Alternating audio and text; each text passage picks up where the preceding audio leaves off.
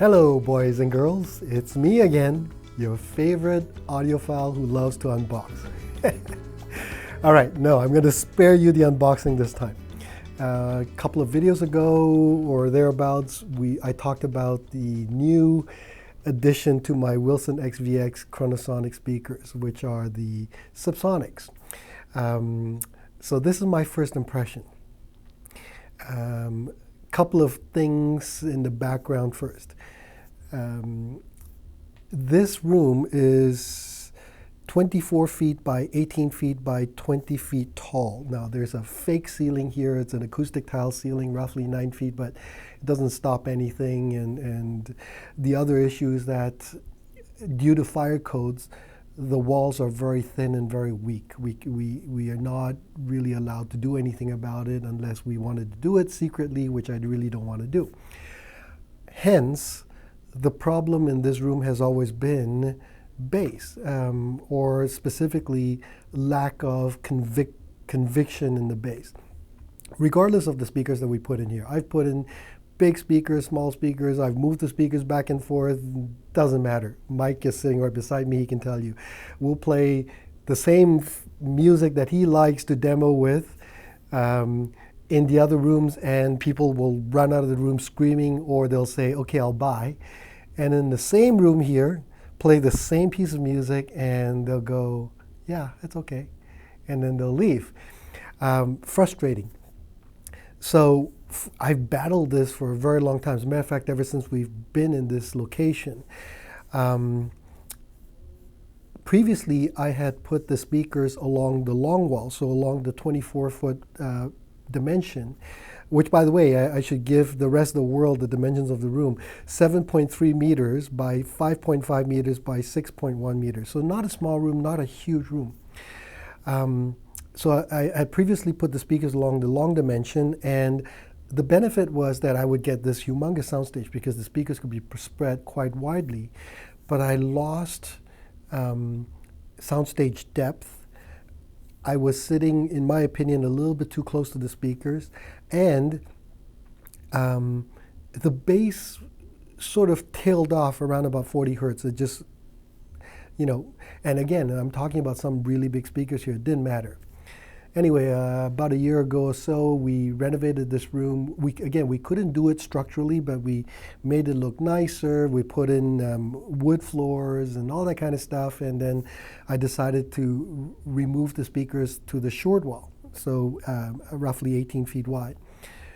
And although now I got much better soundstage depth, and I still managed to get very good soundstage width, because the dimensions of 18 feet is still very good, I still couldn't get the bass I wanted unless I sat at extremely bad locations. So for example, if I sat really 6 feet from the speakers, bass would come out, but then the sound was all wrong. If I sat 18 feet back, bass would come out, but then now I get too much of the room.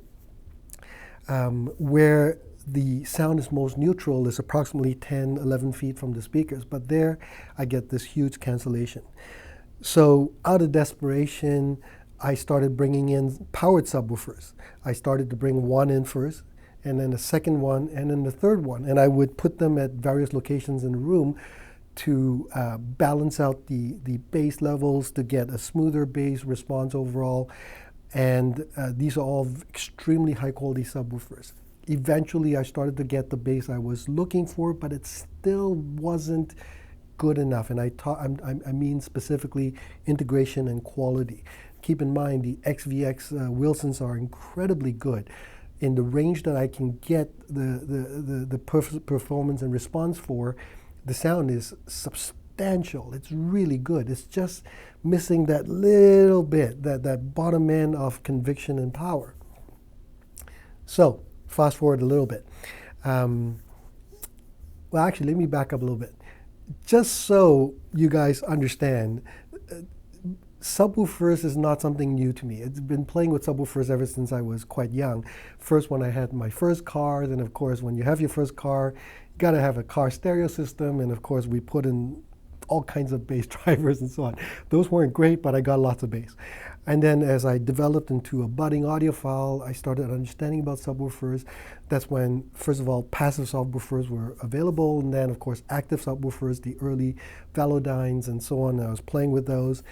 And then got into electrostatic speakers like Martin Logan, and then you had to get really good subwoofers, and so I started playing with some of you might remember the kinegetic subwoofers and so on.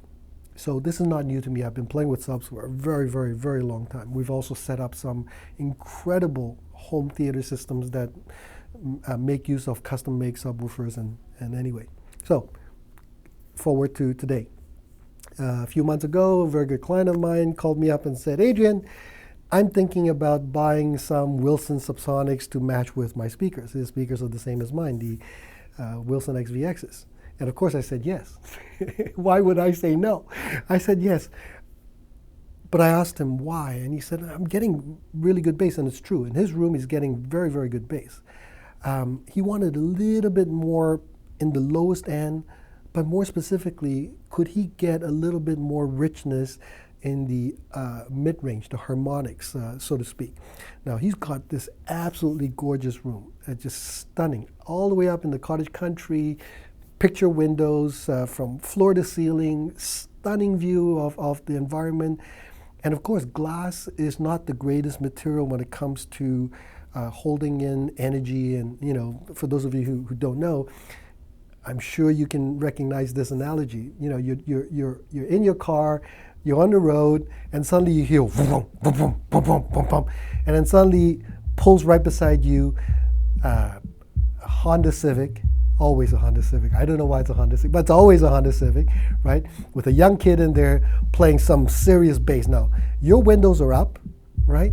You can't hear what he's playing except the bass. The bass just goes right through everything. And so in his room, we're actually getting very good bass response.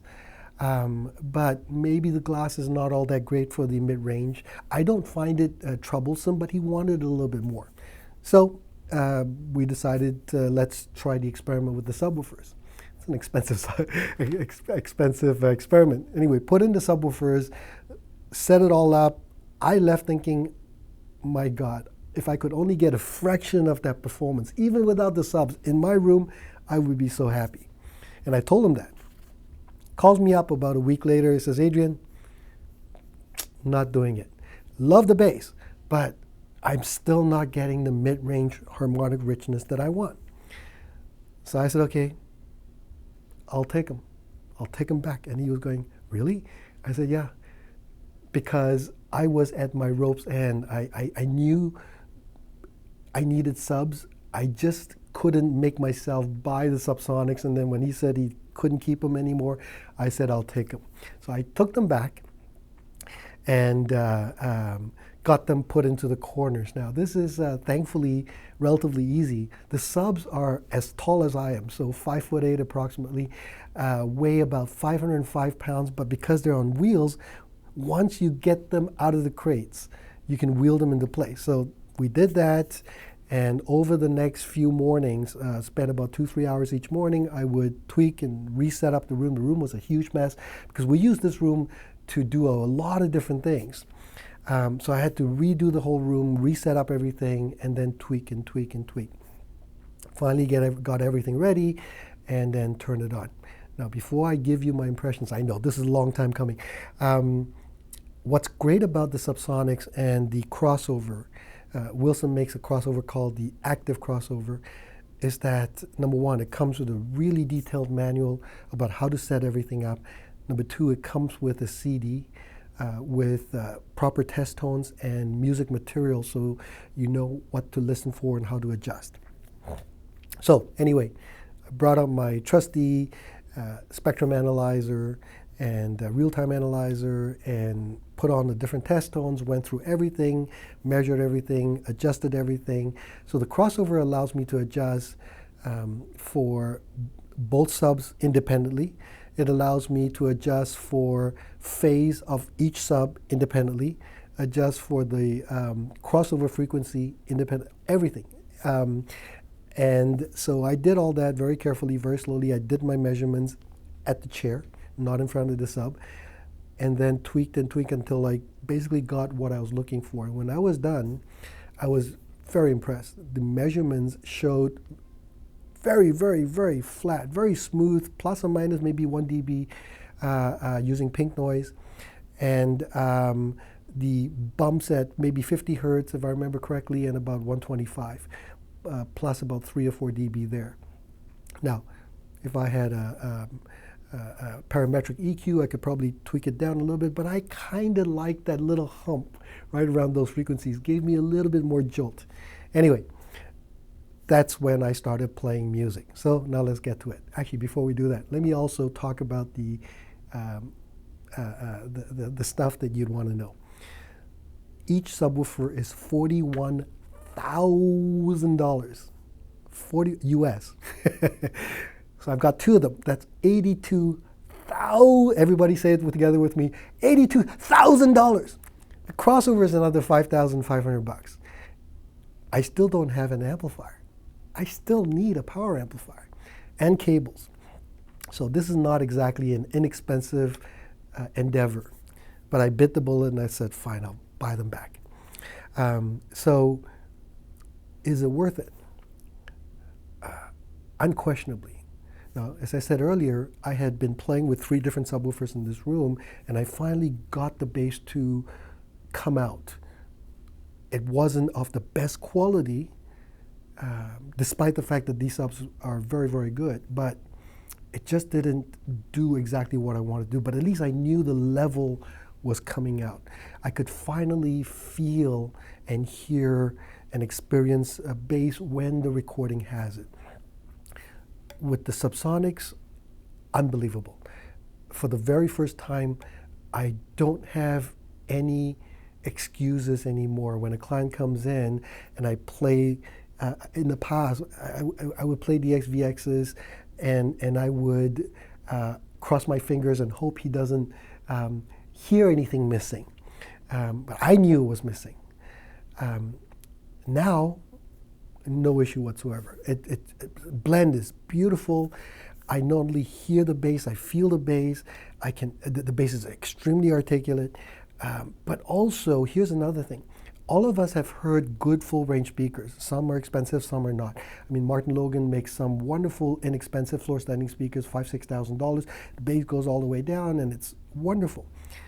Except, you don't get that air. You get the bass, you don't get the air. Now, if you've never experienced this, you got to try and see if you can get an audition somewhere. When was the last time you stood in front of a drum kit? Now, Mike played music, semi-pro or pro, in a band. I was a working musician. Yeah, for a long time. So he knows exactly what I'm talking about. When the kick drum just hits, you feel that air being moved out of that kick drum. It's just effortlessly, right there. It just boom, right? Try to get that from most recordings through most systems, and you don't get that. You hear the bass, but you don't get that air energy just going in through your room. Now I do. Now I actually get that through these speakers. And when you experience it, you don't want to ever give that back up again. As I say, I'm not talking about just hearing the bass. I'm talking about experiencing the voraciousness when the bass kicks in. I'll give you some musical examples, don't worry. So that's the first thing. But the second thing also, some of you already know this. On recordings that are done well, where the engineer has been able to capture the ambience of the room, the moment the track starts, you instantly are transported to that arena, that space. And again, I'll give you some examples there as well. Your walls just sort of melt away, and suddenly you're either there or they're in your room. It's scary. It's delightful. It's wonderful to be able to get that. And that's what the Subsonics blended together with the XVXs do for me in this room. Now, am I a bass head? No, not particularly. But I enjoy and I want that bass when it's in the recording. Now, if you're already getting all that bass and you're happy and you don't need any more, fine.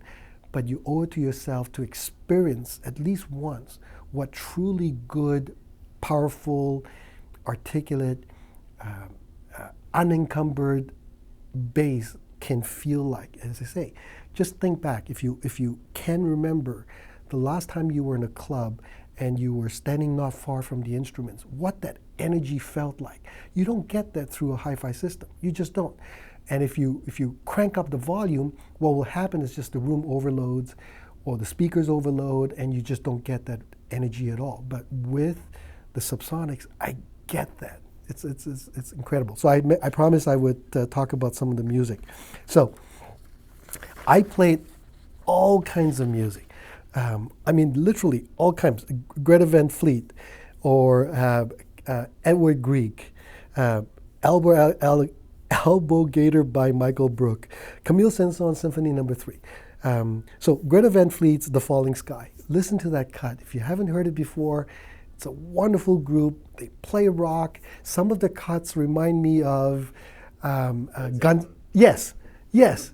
Guns N' Roses, a couple of them. It's just how do you know that? You know that it's a fantastic group, and for a rock group, the recording is actually really quite good. Elbow Gator. Who's that actor in game? House of Cards. Kevin Spacey. Kevin. Oh, thank you. Kevin Spacey narrates. He talks, and then suddenly this big, huge drum just boom, and when it's done correctly, your floor shakes, your wall shakes, your chest shakes. Insane. That's what it does. Okay, Camille Saint-Saëns, I've talked about this particular cut before. Symphony No. 3 by the Boston Symphony Orchestra, conducted by Charles Munch. This is back in the 50s or 60s, a recording. Oh my God, when the organ comes in, I right now I'm getting goosebumps, I'm getting shivers. It's the most beautiful, magnificent piece of music. Just effervescent. It lifts you up. It's almost as if you just weightless all the way up in the sky, and you are so relaxed and stress-free, and for a moment in time you forget everything and you just revel in the glory of this beautiful piece of music. That organ, so well recorded, so beautiful. Now conversely, I've talked about this cut of music as well, Que Sera Sera by Hidden Citizens. In a previous video, I said it was spooky. With the Subsonics, it's frightening. It literally is frightening. Of course, at 4 o'clock in the morning, again, if you haven't heard this piece, put it on. Don't put it on the headphones. Put it in your stereo system, hoping that it's got some bass, and see if you don't agree with me. Here's my simple wrap-up for my first impressions. As it's set up right now, and it's still, I still have to tweak it a little bit. I just run out of time on a daily basis. I can still probably adjust it a little bit more. I still need to put the spikes on, but I'm dreading doing that. It's a pain in the butt to do it, and and things like this. But I will eventually get to it. But even as it is right now, I'm very, very, very happy. Could I get it better? Probably. Do I need to? No.